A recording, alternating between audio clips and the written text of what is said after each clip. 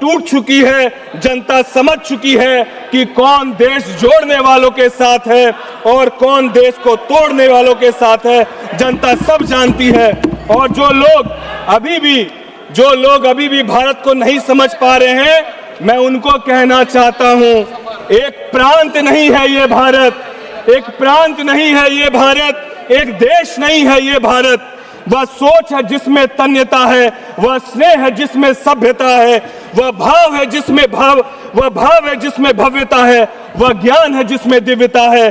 जन जन में बसा है ये भारत, कण कण में बसा है ये भारत, कण कण में बसा है ये भारत। प्रतिपक्ष के नेता कितनी गंभीरता उनके अंदर है और कितना राष्ट्र के प्रति उनके अंदर प्रेम है कि आज इस महत्वपूर्ण विषय में भी सदन में मौजूद नहीं है। उनके लिए कहना चाहते हैं कि जो भरा नहीं है भावों से, बहती जिसमें रसधार नहीं, वो हृदय नहीं है पत्थर है, जिसमें स्वदेश का प्यार नहीं, जिसमें स्वदेश का प्यार नहीं। हमारी लड़ाई सत्ता के लिए नहीं है, सत्य के लिए है। हमारी लड़ाई कुर्सी के लिए नहीं है, स्वाभिमान के लिए है। हम रहे या ना रहे, ये देश रहना चाहिए और ये तिरंगा शान से लहराना चाहिए और संसद से लेकर सड़क तक एक स्वर में गूंजना चाहिए और वो स्वर कुछ और नहीं, वंदे मातरम, वंदे मातरम, वंदे मातरम है। राजेश वर्मा, शॉर्ट में बोलना भाई।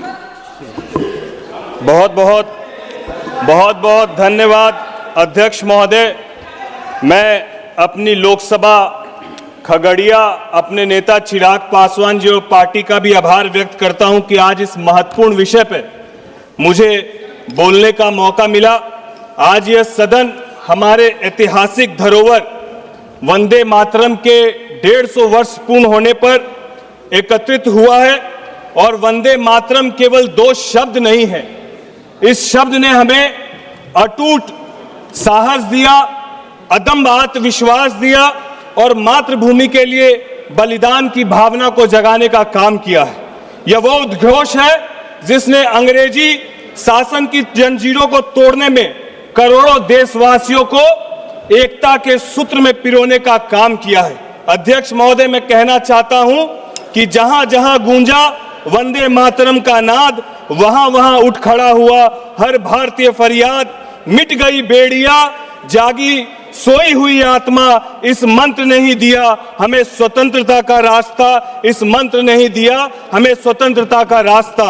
अध्यक्ष महोदय, मैं आपके माध्यम से, इस सदन के माध्यम से हमारे देश के यशस्वी प्रधानमंत्री जी का और इस सरकार का भी हृदय से धन्यवाद व्यक्त करता हूं। और धन्यवाद इसीलिए व्यक्त नहीं करता हूं कि उन्होंने विकास के चौमुखी काम किए। जहां एक तरफ ये सरकार वर्तमान और भविष्य को मजबूत करने का काम कर रही है, वहीं हमारी सरकार इस देश के गौरवशाली इतिहास को भी एक उत्सव की तरह मनाने का काम कर रही है।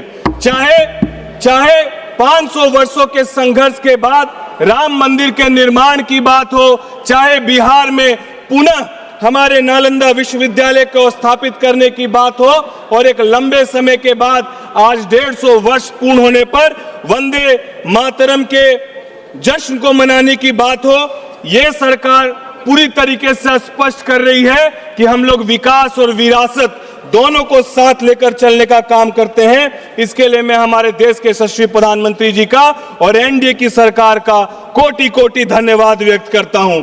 अध्यक्ष महोदय, मैं आपके माध्यम से बताना चाहता हूं कि बिहार के पटना में विधानसभा के पास एक शहीद स्मारक बना हुआ है। अध्यक्ष जी, बहुत सारे लोग इस शहीद स्मारक का इतिहास नहीं जानते हैं। ये शहीद स्मारक वो 7 वीर सपूत थे जिन्होंने ये ठाना था 1942 में भारत छोड़ो आंदोलन में कि वो सचिवालय में जाकर तिरंगा झंडा लहराने का काम करेंगे। और अंग्रेजी कलेक्टर ने उस वक्त उन पर गोलियां चलाई और वो 7 के 7 वीर जब शहीद हुए तो उन्होंने तिरंगे को जमीन पर गिरने नहीं दिया। और जब उनको वो शहीद हो रहे थे तो अंतिम में उनके जुबान में कोई धर्म नहीं था, एक उद्घोष था और वो उद्घोष था वंदे मातरम। आज बिहार का मजदूर वो कश्मीर से लेकर कन्याकुमारी तक अपने पसीने से इस देश का निर्माण करता है। आज जब बिहार रेजिमेंट का जवान गलवान घाटी में चीनी सैनिकों की गर्दन मरोड़ता है तो वो हुंकार भरता है और उसका उद्घोष होता है वंदे मातरम। भगत सिंह, सुखदेव और राजगुरु जैसे महान क्रांतिकारियों ने हंसते हंसते फांसी के फंदे पर वो अपने बलिदान को देने का काम किया और अंतिम वक्त में यदि वो कुछ कहकर गए तो एक मात्र उद्घोष था, वो था वंदे मातरम।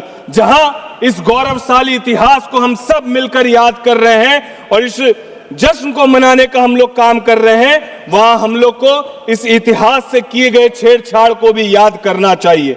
हम लोग को याद करना चाहिए कि जिस तरीके से 1905 में इस गीत ने इस पूरे देश को मजबूत और एकता के साथ आगे बढ़ाने का काम किया, वहीं 1937 में किस तरीके से तुष्टीकरण की राजनीति और वोट बैंक के लिए वंदे मातरम को भी टुकड़े कर देने का काम किया गया। नेताजी सुभाष चंद्र बोस चाहते थे कि ये पूरा गीत गाया जाए क्योंकि वो इस गीत की शक्ति को पहचानते थे, लेकिन पंडित नेहरू और कांग्रेस के तत्कालीन नेतृत्व का यह तर्क दिया गया कि इस गीत से एक विशेष समुदाय नाराज हो सकता है और 6 छंदों वाले इस महान गीत को 4 छंद हटा दिए गए। मैं इस सदन में पूरी जिम्मेदारी के साथ कह सकता हूं कि इस देश का भौगोलिक विभाजन 1947 में हुआ, लेकिन मानसिक विभाजन इस देश का 1937 में हो गया था, जिस दिन वंदे मातरम को खंडित करने का काम किया गया था। आज का भारत सही मायने में बंकिम चंद्र जी के वंदे मातरम के सपने को पूरा कर रहा है। बंकिम बाबू ने जिस सुजलाम की बात की थी, भारत की कल्पना की थी, आज वह सपना जल जीवन मिशन के तहत पूरा होने का काम कर रहा है। बंकिम बाबू ने जिस सुफलाम की बात की थी, भारत की बात की थी, आज वह हमारे किसान भाइयों की खुशहाली में दिखाई दे रहा है, जहां वो पीएम किसान सम्मान निधि से करोड़ों किसानों को सीधा लाभ हो रहा है। वंदे मातरम में जिस मलयज सीताराम की बात कही गई थी, वह आज भारत के इंफ्रास्ट्रक्चर और पर्यावरण संरक्षण में दिखाई दे रहा है। महोदय, गीत की एक बहुत ही सुंदर पंक्ति है, शुभ ज्योत्सनाम पुलकित यामिनीम, यानी वह माँ जिसकी रातें उज्जवल चांदनी से खिली हुई है। 19वीं सदी में चांदनी सिर्फ उम्मीद की थी, लेकिन 21वीं सदी में यह ज्ञान और विज्ञान की चांदनी है। अध्यक्ष महोदय, मैं आपके माध्यम से कहना चाहता हूं कि जब भारत का चंद्रयान चंद्रमा में दक्षिण ध्रुव पर उतरता है तो वो बंकिम बाबू की उस शुभ ज्योत्सनाम का आधुनिक रूप है। आज की सरकार तुष्टीकरण से नहीं बल्कि संतुष्टीकरण से चलती है। हम योजनाओं का लाभ जाति, धर्म, मजहब देखकर नहीं, ये सरकार सबका साथ, सबके विकास के मंत्र के साथ चलने का काम कर रही है। और एक तरफ हम लोगों को जहां इस बात पर गर्व होता है कि बंगाल में लिखी गई यह कविता, ये गीत जिसको पूरे देश को जिसने एकता में बांधने का काम किया, उसी बंगाल में जहां जय गुरुदेव रविन्द्रनाथ टैगोर का बंगाल था, ये वही बंगाल है जो स्वामी विवेकानंद जी का बंगाल था, ये नेता सुभाष चंद्र बोस जी का बंगाल था, ये वह धरती थी जिसने वंदे मातरम दिया। लेकिन आज दीदी के राज में उस बंगाल का क्या हाल है, इस बात को भी समझने की हम लोग को जरूरत है। बंकिम बाबू ने जिस बंगाल में माँ दुर्गा, माँ काली की शक्ति देखी थी, आज वहां रामनवमी की शोभा यात्रा में भी निकालने पर यह पथराव करने का काम करते हैं। वहां वंदे मातरम बोलने वाले को कम्युनल कहा जाता है और घुसपैठियों को अपना बताया जाता है। वोट बैंक की राजनीति इतनी हावी हो गई है कि देश की सुरक्षा और डेमोग्राफी तक को इन लोगों ने ताक में रखने का काम किया है और घुसपैठियों के लिए ये रेड कारपेट बिछा कर बैठे हैं। महोदय, आपके माध्यम से इनको बता देना चाहता हूं कि अभी अभी बिहार का चुनाव संपन्न हुआ है। तुष्टीकरण की राजनीति करने वालों का क्या हाल हुआ है, ये आप देख ले। अब देश केवल विकास और राष्ट्रवाद को चुनने का काम करता है, तो जो लोग तुष्टीकरण की राजनीति कर रहे हैं इस बात को याद रखें। और बिहार ने दिखा दिया कि जातिवाद और परिवारवाद की जंजीरें अब टूट चुकी है। जनता समझ चुकी है कि कौन देश जोड़ने वालों के साथ है और कौन देश को तोड़ने वालों के साथ है, जनता सब जानती है। और जो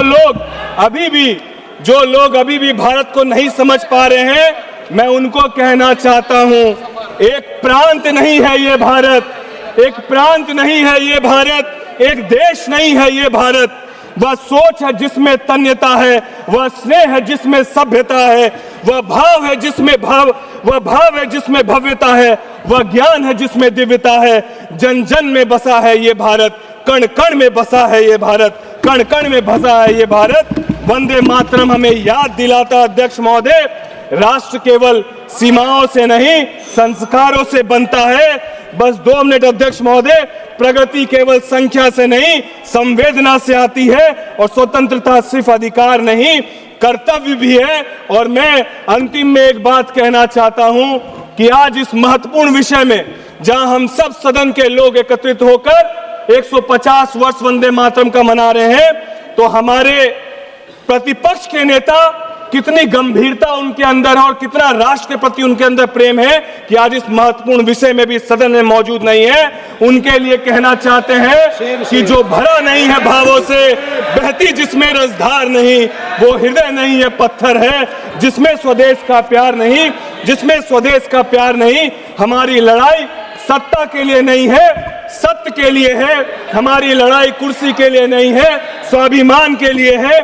हम रहे या ना रहे, ये देश रहना चाहिए और ये तिरंगा शान से लहराना चाहिए, और संसद से लेकर सड़क तक एक स्वर में गूंजना चाहिए, और वो स्वर कुछ और नहीं, वंदे मातरम, वंदे मातरम, वंदे मातरम है। बहुत बहुत धन्यवाद अध्यक्ष महोदय।